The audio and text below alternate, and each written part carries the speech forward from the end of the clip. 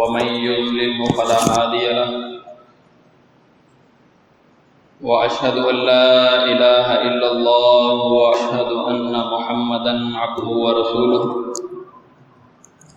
أما بعد فأعوذ بالله من الشيطان الرجيم بسم الله الرحمن الرحيم قال الله تعالى في القرآن المجيد وتوكل على الحي الذي لا يموت وسبح بحمده وكفى به بذنوب عباده خبيرا وقال في موضع الآخر إنك أنت السميع العليم۔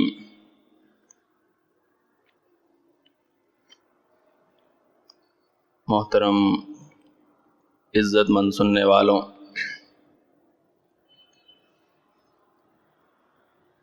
یہ آپ کے سامنے اللہ کی لاریب کتاب قرآن مجید سے دو مقامات سے دو آیات تلاوت کی ہیں۔ گزشتہ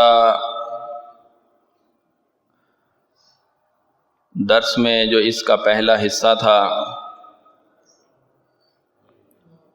پکار اور توکل اللہ ہی کا حق ہے،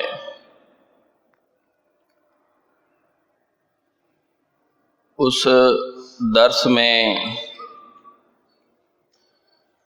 میں نے بیان کیا تھا کہ توکل علی اللہ اور پکار، اس کو اللہ تعالی نے بڑی تاکید کے ساتھ ذکر کیا، اہل ایمان کا شیوہ اس کو بتلایا اور فرمایا تھا کہ وعلی اللہ فلیتوکل المؤمنون، کہ مومن تو اللہ ہی پر توکل کرنے والے ہیں۔ اسباب ختم ہو جانے کے بعد بھی ان کا توکل، ان کا بھروسہ، ان کی پکار کی سمت اللہ ہی کی جانب ہوتی ہے۔ یہ اہل ایمان کا خصوصی شعار رہا کرتا ہے۔ اسباب کو وہ اختیار ضرور کرتے ہیں، لیکن یقین اور توکل اسباب پہ نہیں کرتے۔ اور پھر اللہ تعالیٰ نے فرمایا تھا کہ تمہارا رب یہ کہتا ہے کہ مجھے پکارو، میں تمہاری پکاریں قبول کرنے والا ہوں، پکاریں سننے والا ہوں۔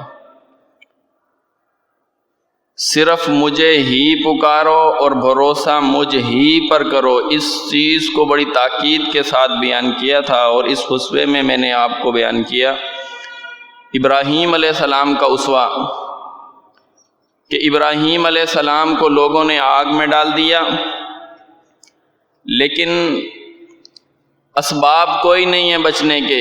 حکومت بھی ملوث ہے بیچ میں، ابراہیم علیہ السلام کے لیے آگ کا الاؤ تیار کرنے میں سپورٹ کرتی ہے، لیکن ابراہیم علیہ السلام نے اس موقع پہ اللہ کو پکارا۔ اسباب نہیں ہیں، لیکن پھر بھی پیغمبر نا امید نہیں ہے، پیغمبر کا بھروسہ ہے۔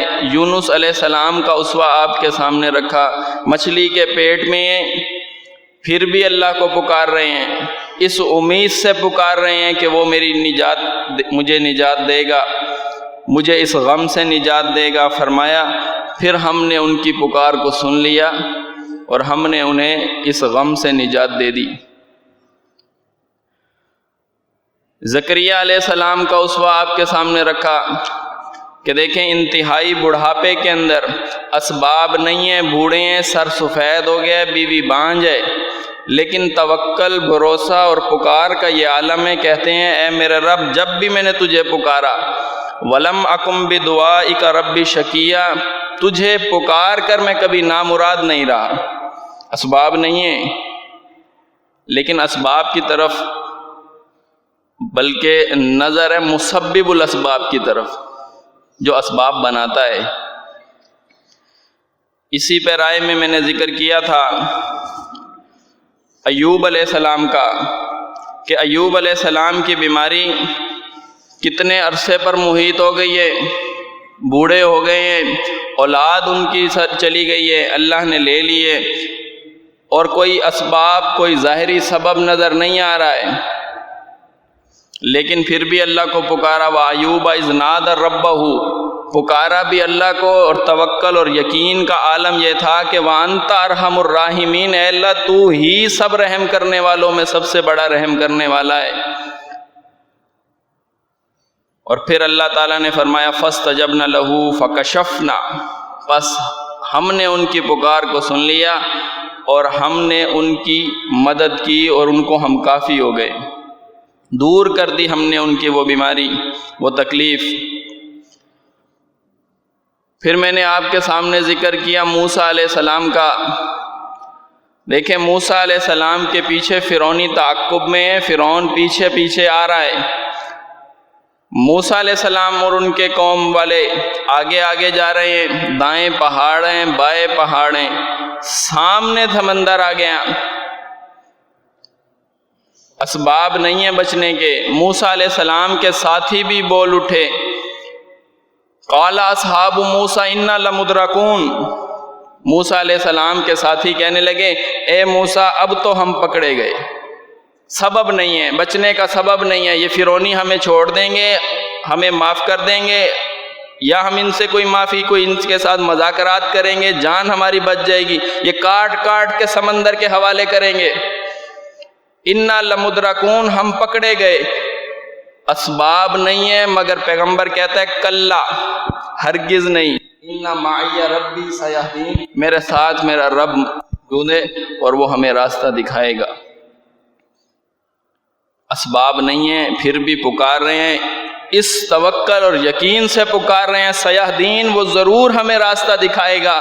اور پھر اللہ نے مدد کی، فرمایا اپنی لاٹھی زمین پہ مار دیں، پانی پہ مار دیں، اس میں راستہ خشک ہم جاری کر دیں گے، بچا لیا اللہ نے۔ وہ مسبب الاسباب ہے، نظر وہاں ہے، پکار کی سمت وہاں ہے، توکل کی سمت وہاں ہے، اسباب کو اختیار ضرور کیا لیکن اسباب پہ بھروسہ نہیں ہے، اسباب پہ توکل نہیں ہے، توکل اللہ کے اوپر ہے، بھروسہ اللہ کے اوپر ہے۔ پھر میں نے آپ کے سامنے پیش کیا اصحابہ کرام کا اسوہ۔ دیکھیں جنگ احد میں مشرکین نے پہاڑی کی پچھلی جانب سے جب یلغار کر دی، اہل ایمان کا جو لشکر تھا وہ منتشر ہو گیا، پھر اللہ نے ان کو فتح دی، مشرک اپنی صفوں سے پیچھے ہٹے، دوڑنے لگے، اور آگے جو گئے ابو سفیان نے خیال کیا ہم تو جیتنے ہی والے تھے تو ہم بھاگ کیوں اٹھے، تو لہذا لشکر کو دوبارہ جمع کرو اور دوبارہ یلغار کرتے ہیں۔ یہ خبر ان تک پہنچا دی۔ اللہ فرماتا ہے جب یہ خبر ان کے پاس صحابہ کرام کو ملی، ان کے ایمان میں اور اضافہ ہو گیا۔ حالانکہ یہ موقع بڑا نازک تھا، شکست کی ایک لہر وہ دیکھ چکے ہیں، اور اگر پھر وہ دوبارہ غلط کرتے تو ظاہری سی بات یہ تھی کہ ان کے قدم اکھڑنے چاہیے تھے، وہ دوبارہ آ رہے ہیں، ان کو خوف زدہ ہونا چاہیے تھا، لیکن اللہ کہتا ہے ان کے ایمان اور زیادہ بڑھ گئے۔ وقالوا، وہ کہنے لگے حسبنا اللہ ونعم الوکیل، ہمیں اللہ کافی ہے، وہی ہمارا کارساز ہے۔ اسباب نہیں تھے پھر بھی اللہ پہ توکل ہے، اور سمت پکار کی اور توکل کی اللہ کی جانب ہے۔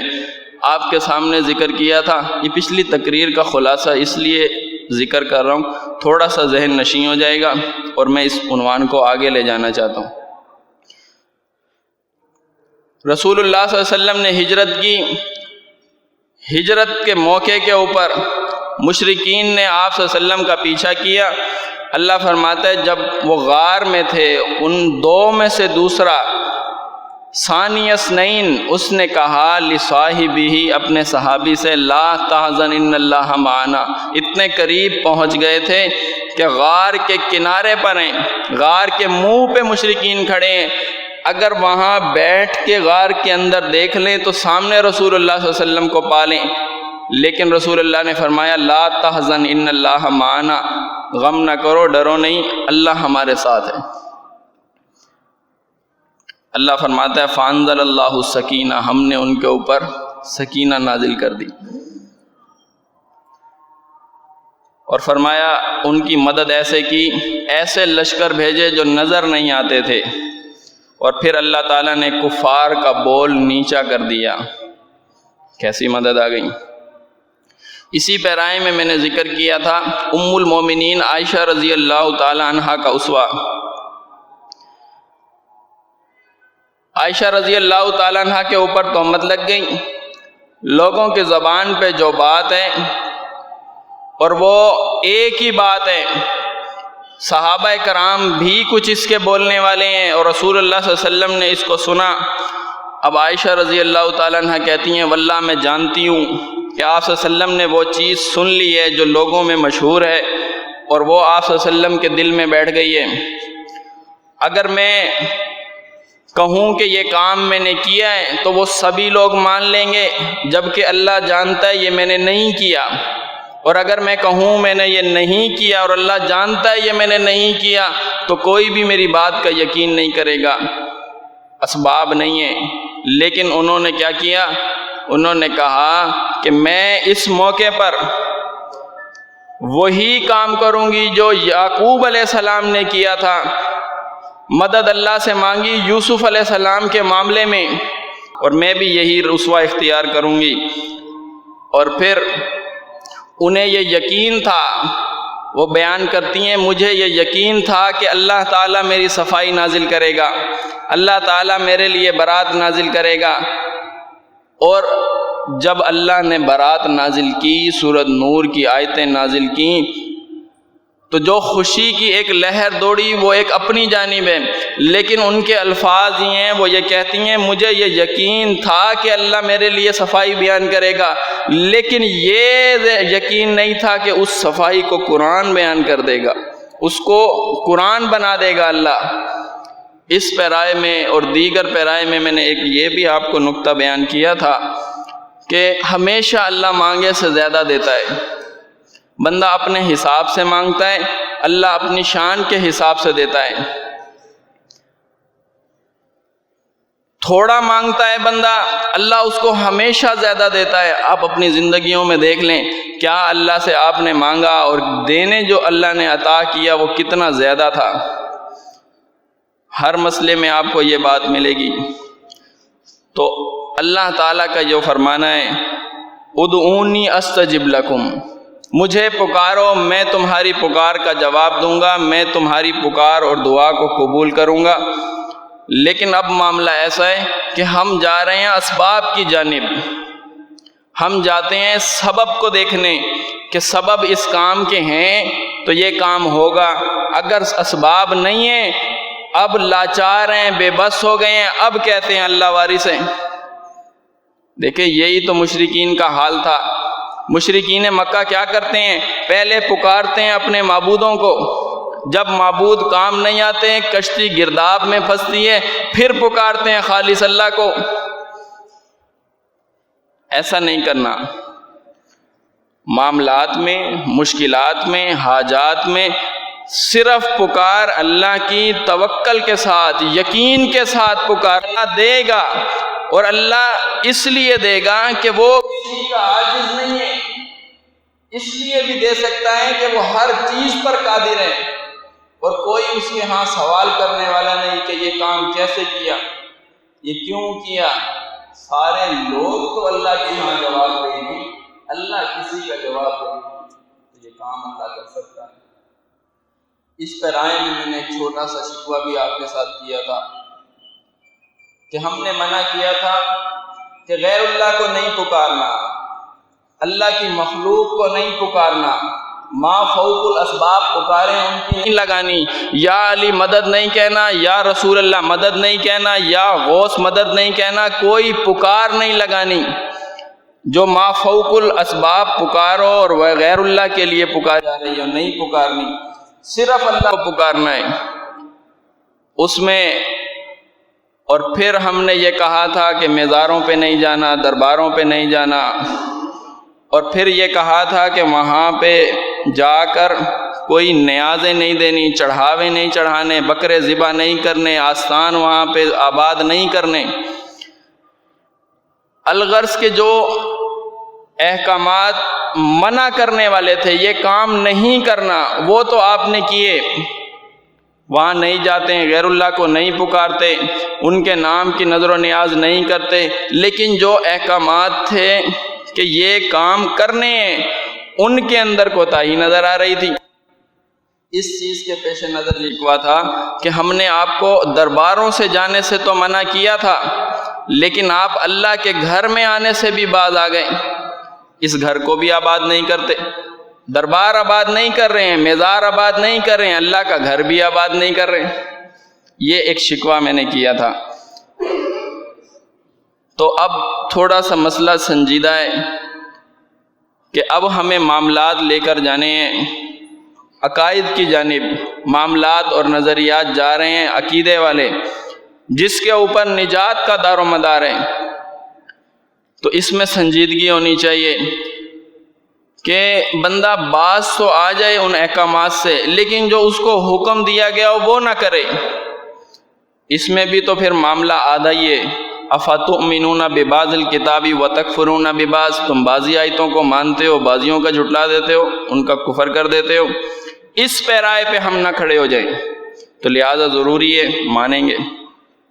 اب یہ جو پکار اور توکل کا عنوان ہے، اس کو تھوڑا سا سمجھیں کہ توکل اور یقین کے اندر فرق ہوتا ہے۔ تھوڑا سا یقین اور توکل، اس میں تھوڑا سا فرق ہے۔ فرق اگر میں آسان لفظوں میں بیان کروں وہ یہ ہے کہ یقین جہاں پہ جا کے ختم ہوتا ہے، جہاں اس کی بالائی منزل ہے، وہاں سے توکل شروع ہوتا ہے۔ یقین آتا ہے ظاہری چیزیں دیکھ کر، بن دیکھے کا بھی یقین ہوتا ہے۔ یہ بہت بڑا معیار ہے یقین کا، بن دیکھے یقین ہے، لیکن توکل بھروسہ شروع ہی یہاں سے ہوتا ہے، بن دیکھے سے، اور پھر اس کا مقام بہت بلند ہے۔ تھوڑا سا اس کو ذہن میں رکھیں، اپنے معاملات دیکھیں، معاملات کے اندر اپنے آپ کا احتساب کرنے کی کوشش کریں۔ کیا ہمارے روزمرہ کے معاملے کے اندر ہم اسباب کی جانب دوڑ رہے ہیں یا مسبب الاسباب کی جانب؟ بس عنوان صرف اتنا ہے۔ ہمارے معاملات میں ہم دوڑتے کس کی؟ جیسے نبی علیہ السلام نے فرمایا تمہاری ہانڈی کا نمک ختم ہو جائے تو اللہ سے مانگو، تمہارے جوتے کا تسمہ ٹوٹ جائے، حقیر چیزوں کا، چھوٹی چھوٹی بالکل عام سی چیزوں کا ذکر کیا، فرمایا تمہارے جوتے کا تسمہ ٹوٹ جائے تو اللہ سے مانگو۔ لیکن ہمارا معاملہ ایسا ہے، ہانڈی کا نمک ختم ہوتا ہے، ہماری سیدھی نظر جاتی ہے پرچون والے کی طرف۔ نمک مانگا نہیں کبھی اللہ سے، کبھی نمک مانگا ہو اللہ سے؟ نہیں مانگا۔ جاتی ہے نظر سیدھی اسباب کی جانب، اور یہ ایک فطری بات بھی ہے۔ اسباب اختیار کرنا بھی ہے، لیکن اسباب اختیار کریں، توکل اسباب پہ نہیں ہوگا، توکل مسبب الاسباب پر ہوگا، یقین مسبب الاسباب پر ہوگا، اسباب پہ یقین نہیں ہوگا۔ ورنہ سارے اسباب موجود ہوتے ہیں، اسباب سارے موجود ہوتے ہیں، کام نہیں ہوتا، پھر اللہ جھنجھوڑتا ہے اس موقع پر، دیکھو اسباب تو سارے ہیں، کام نہیں ہو رہا ہے۔ کیوں؟ اس لیے کہ نظر رکھنی تھی مسبب الاسباب پر، نظر رکھی ہوئی تھی اسباب کے اوپر، پھر اللہ ایمان جھنجھوڑ دیتا ہے۔ ابھی آپ سے یہ سمجھنے کی کوشش کریں کہ ہمارے معاملے کے اندر کتنی سنگینی آ گئی ہے۔ جب کبھی ہم جاتے ہیں بازاروں کے اندر چیزیں خریدنے کے لیے، ہم دیکھ رہے ہیں چیز خریدتے ہوئے اس کی 5 سال کی گارنٹی ہے۔ اب ہمیں یہ یقین ہے یہ چیز 5 سال کہیں نہیں جائے گی، 5 سال تو یہ چیز کہیں نہیں جائے گی۔ ہمیں اس گتے کے اوپر، اس گارنٹی کارڈ کے اوپر یقین ہو گیا، گارنٹی کارڈ پہ ہمیں اتنا پختہ یقین ہے کہ یہ چیز 5 سال کہیں نہیں جائے گی۔ اور لیکن اس کے مقابلے کے اندر اگر ان احکامات کا ذکر کریں جو تعلیمات اللہ تعالیٰ نے قرآن میں دی ہیں، جن سے ہم انحراف کرتے ہیں، جس باتوں کا ہمیں یقین نہیں آ رہا، بھروسہ آنا تو بہت دور کی بات ہے، یقین ہی نہیں آ رہا۔ فرمایا وَقَالَ رَبُّكُمْ اُدْعُونِي أَسْتَجِبْ لَكُمْ، مجھے پکارو میں تمہاری پکار سنوں گا۔ یہاں پکاریں کسی اور کی، یہاں پکار رہا ہے اللہ کے علاوہ، اللہ سنتا نہیں ہے، ان کی موڑتا نہیں ہے، جن کے وسیلے میں دے رہا ہوں ان کی اللہ موڑتا نہیں ہے اور میری نہیں سنتا ہے، جبکہ اللہ فرما رہا ہے وقال ربکم ادعونی، مجھے پکارو استجب لکم، میں تمہاری پکار سنوں گا۔ گارنٹی کارڈ پہ تو یقین ہے 5 سال چیز کہیں نہیں جائے گی، لیکن اللہ کہہ رہا ہے میں قبول کروں گا، میں قبول کروں گا، اس پہ یقین نہیں ہے، بھروسہ کہاں سے آئے گا؟ وہ تو اعلیٰ معیار ہے نا یقین کا۔ آپ یہ دیکھیں، کیمرہ لگاؤ، سیکیورٹی کیمرہ لگاؤ، وائس ریکارڈنگ والا کیمرہ لگاؤ، اب یہ چکنا ہے، یہاں کچھ نہیں کرنا ہے، یہاں بڑا محتاط رہنا ہے۔ یا بینک میں کیمرے لگے ہوئے ہیں، مال میں کیمرے لگے ہوئے ہیں، جدھر بھی کہ اس کو یہ یقین ہے سیکیورٹی کیمروں کے اوپر، سیکیورٹی کیمروں کا اس کو ڈر ہے، خوف ہے، لیکن وہ اللہ جو کہتا ہے واللہ بصیر بما تعملون، اللہ تمہارے ہر عمل کو جان رہا ہے، دیکھ رہا ہے، اس کا یقین ہی نہیں ہے۔ جہاں کیمرہ لگاؤ وہاں محتاط ہوتا ہے، جہاں کیمرہ لگا ہوا ہو وہاں تو یہ کوئی حرکت نہیں کرتا ہے، لیکن جب اللہ کہہ رہا ہے اس بات کو کہ میں تمہارے ہر عمل کو دیکھ رہا ہوں، ان اللہ سمیع علیم، سن بھی رہا ہوں تمہیں، دیکھ بھی رہا ہوں، جان بھی رہا ہوں تمہیں، اس کی کوئی پرواہ نہیں ہے۔ اس کا خیال یہ ہے کہ اللہ مجھے اس وقت دیکھتا ہے جب میرے ساتھ ظلم ہوتا ہے، اس کا یہ گمان ہے۔ اللہ اس کو کب دیکھتا ہے؟ جب میرے ساتھ ظلم ہو رہا ہے، اب اس کا گمان ہے، اب اس کا یقین ہے، اب بھروسہ ہے، اللہ دیکھ رہا ہے۔ لیکن جب یہ کسی غریب کا پنجہ مروڑتا ہے، اس وقت اس کا یہ خیال نہیں ہوتا اللہ دیکھ رہا ہے، نہیں ہوتا۔ جب یہ کسی کی زمین پہ ناحق قبضہ کرتا ہے، اس وقت اس کا خیال یہ ہوتا ہے کہ اللہ مجھے دیکھ رہا ہے، اس وقت یقین ہی نہیں ہے اس کو کہ اللہ مجھے دیکھ رہا ہے۔ اگر یہ یقین ہو، اگر اس کو یہ یقین کا معیار بھروسے تک چلا جائے کہ اس کے اوپر اگر اللہ نے مجھے پکڑ لیا، میری اگر گرفت کر لی تو جہنم میری پکی ہے، اس وقت یقین ہی نہیں ہے، پھر یہ کام کرتا نہیں کرتا۔ اس کو یقین ہے سیکیورٹی کیمرے پر ہر چیز ریکارڈ ہو رہی ہے، کرامن کاتبین پہ یقین ہی کوئی نہیں، وہ ہر چیز لکھ رہے ہیں، اچھی ہے کہ بری ہے، ہر چیز لکھ رہے ہیں۔ ایک دن اگر یہ اس گھنٹے کی مووی چلا دی جائے گی، میرا ہر عمل سامنے آئے گا، لیکن جس وقت ساری زندگی کی اس کے سامنے کتاب رکھی جائے گی، اس کتاب کا یقین ہی نہیں ہے۔ اس کی نظر جا رہی ہے اسباب کی جانب، یہ دیکھتا ہے اسباب کو، جہاں اسباب نہیں اور وہاں کچھ بھی نہیں، جہاں اسباب ہیں اب یہ محتاط ہے، سیکیورٹی کیمرے میں محتاط ہے، وائس ریکارڈنگ میں محتاط ہے، کوئی اس سے بات کرے اور اس کو یہ بتا دے آپ کی وائس ریکارڈ کی جا رہی ہے، اب محتاط ہے۔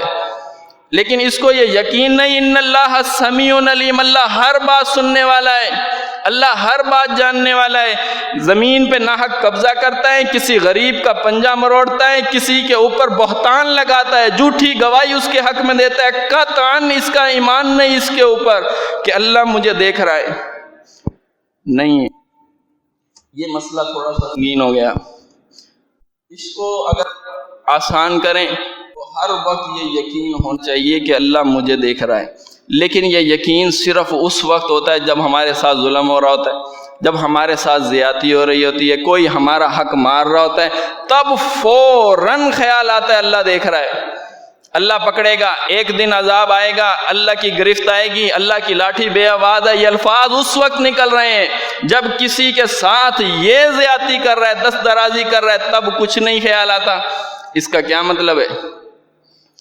اس کا مطلب یہ ہے کہ اس کا گمان یہ ہے کہ حساب کتاب میری مرضی کے مطابق ہونا ہے، جو چیز مجھے صحیح لگ رہی ہے وہی میرے لیے صحیح ہوگی، جو چیز میرے حق میں مجھے جس کی پرواہ نہیں ہے، دراصل اس کی حقیقت بھی کوئی نہیں ہے، یہ بندہ یہ سمجھ رہا ہے۔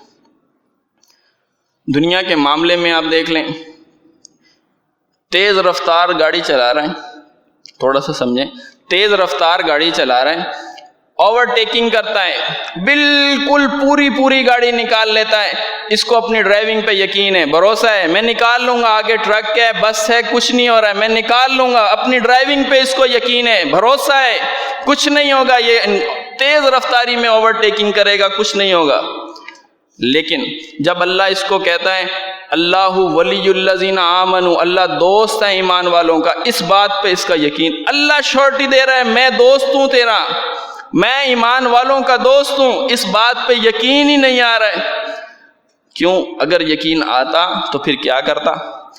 فرمایا لا تتخذوا آباءکم واخوانکم اولیاء ان استحبوا الکفر علی الایمان، تمہارے باپ داداؤں یا تمہارے بیٹے بیٹیاں بہن بھائی کوئی بھی ہوں تو اگر وہ کفر کو پسند کرتے ہیں ایمان کے مقابلے میں انہیں دلی دوست نہ بناؤ۔ اس کے پیچھے کیا تھا؟ اللہ ولی الذین آمنوا، اللہ دوست ہے ایمان والوں کا۔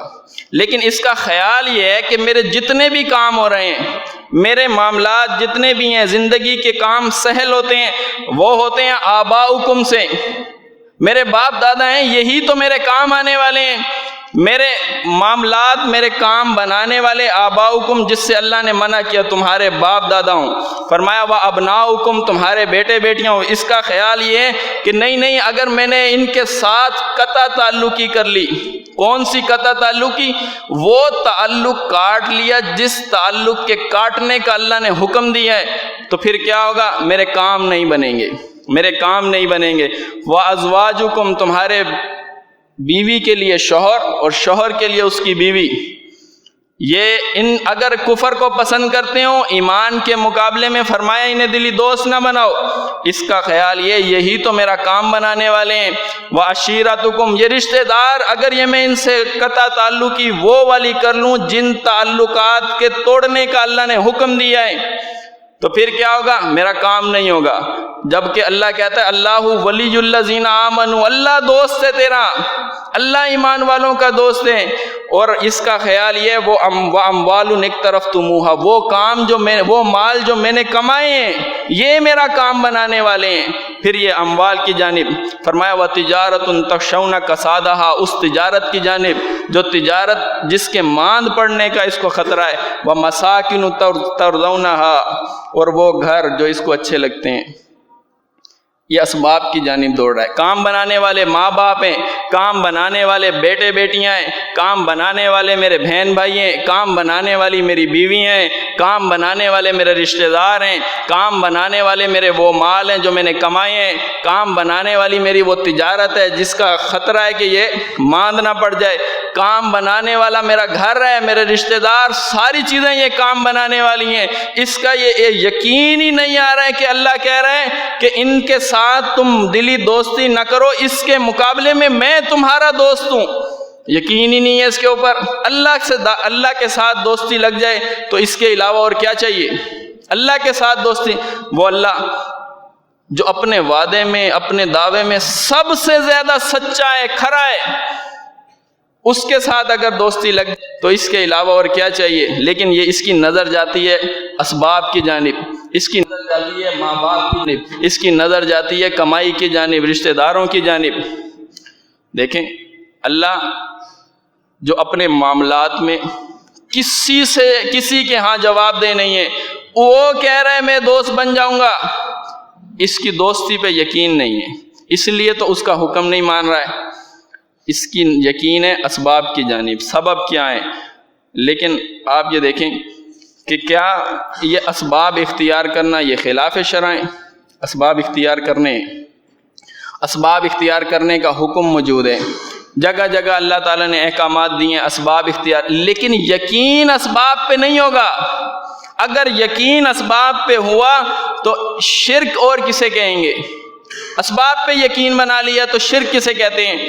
تو اس کا مطلب یہ ہوا کہ مسبب الاسباب پہ اگر یقین ہوگا پھر تو صحیح ہے، اگر یقین رہا سبب پہ پھر شرک میں کوئی بھی کمی ایسی نہیں آئے گی کہ اس کو یہ کہہ دیا جائے نہیں یہ شرک نہیں ہے یہ توحید ہے، ایسا نہیں ہو سکتا۔ تھوڑے سے اسباب کی جانب غور کر لیں، میں اپنی گفتگو سمجھا۔ ایوب علیہ السلام بیمار ہیں، اللہ چاہے زمین سے ویسے ہی چشمہ باہر نکال سکتا ہے، فرمایا اپنا پاؤں زمین پہ ماریں۔ بیمار شخص جو سالہ سال سے بیمار ہے، فرمایا آپ اپنا پاؤں زمین پہ ماریں، اللہ چشمہ نکال۔ یہ سبب اختیار کرنا ہے، کچھ حرکت کرنی ہے، ایسے نہیں ہاتھ پہ ہاتھ رکھ کے بیٹھ جاؤ اللہ سب کام کر دے گا، ایسا نہیں ہے، سبب اختیار کرنا ہے۔ وہ ہمارا جتنی بھی محنت والا سبب ہو بالکل حقیر بنتا ہے اللہ کے اس کام کی جانب، اس کام کے مقابلے میں جس کے بدلے اللہ وہ کام کرتا ہے۔ ایوب علیہ السلام سے فرمایا اپنا پاؤں زمین پہ مارے، پاؤں زمین پہ مارا۔ بیمار شخص جو سالہ سال سے بیمار ہے کتنی زور سے زمین پہ پاؤں مار لے گا، چشمہ پھوٹ جائے گا اس سے۔ چشمہ دراصل اللہ نے پھوڑا، چشمہ اللہ نے جاری کیا، لیکن سبب کیا تھا؟ تھوڑا سا اس بات کی تعلیم دی، کچھ حرکت کر لو، اسباب کو اختیار کرو، لیکن پاؤں کا زمین پہ مارنا اس پہ یقین نہیں ہے۔ یہ سبب تو ہے لیکن سبب پہ یقین نہیں ہے، مسبب الاسباب پہ یقین ہے۔ مریم علیہ السلام درد ذیل سے اور ایسے مقام پر پہنچ گئی ہیں، فرمایا کہ وہاں درد ذیل ان کو ایک مقام پہ، اونچی مقام پر لے گیا۔ تھوڑا سا اس کو غور کریں، ایک عورت ذات ہے، کمزور ہے، پھر اس کنڈیشن کے اندر ہے، فرمایا آپ کھجور کے تنے کو ہلائیں، اللہ وہاں سے کیا کرے گا؟ کھجوریں تمہارے اوپر ٹپکا دے گا۔ کھجور کا تنا 4 لوگ 5 لوگ جوان مرد وہ بھی نہیں ہلا سکتے، اپنی جگہ سے ہلتا نہیں ہے وہ۔ فرمایا عورت ذات کو کھجور کا تنا آپ ہلائیں، اللہ آسمان سے، یہ سبب ہلانا آپ کا، اب اللہ چاہے ویسے بھی گرا سکتا ہے کھجوریں، لیکن یہ تعلیم دی ہے سبب کو اختیار کرنا ہے۔ توکل کے زمرے کے اندر ہاتھ پہ ہاتھ رکھ کے نہیں بیٹھ جانا، سبب اختیار کرنا ہے، لیکن سبب پہ یقین نہیں رکھنا ہے، مسبب الاسباب پہ، اس کی باتوں پہ، اس کی تعلیمات پہ یقین رکھنا ہے۔ یہ بیان کیا ہے۔ تو آپ یہ دیکھ لیں کہ شریعت نے ایک دعا سکھلائی ہے توکل کے حصول کے لیے، اس کو بھی آپ اختیار کر لیں۔ نبی علیہ السلام جب گھر سے نکلتے تو اس وقت یہ دعا نبی علیہ السلام نے سکھائی، بسم اللہ توکلت علی اللہ لا حول ولا قوت الا باللہ، کہ اللہ ہی کے نام سے میں شروع کرتا ہوں اور توکل اللہ ہی کی جانب ہے، اور اگر اللہ چاہے تو یہ کام ہوگا، ورنہ اگر اللہ نہ چاہے تو کوئی بھی کسی کی بھی طاقت جو ہے وہ بیچ میں آڑے نہیں آ سکتی۔ تو اللہ سے دعا ہے اللہ تعالی ہمیں ان تعلیمات پر عمل کرنے کی توفیق دے جو اللہ تعالیٰ نے اپنی لارب کتاب میں نازل کی ہیں۔ اللہ سے دعا ہے اللہ ہمیں حق بات کہنے اور اس پر عمل کرنے کی بھی توفیق عطا فرمائے۔ وَأَقُولُ قَوْلِي هَذَا أَسْتَغْفِرُ اللَّهَ لِي وَلَكُمْ وَلِسَائِرِ الْمُسْلِمِينَ۔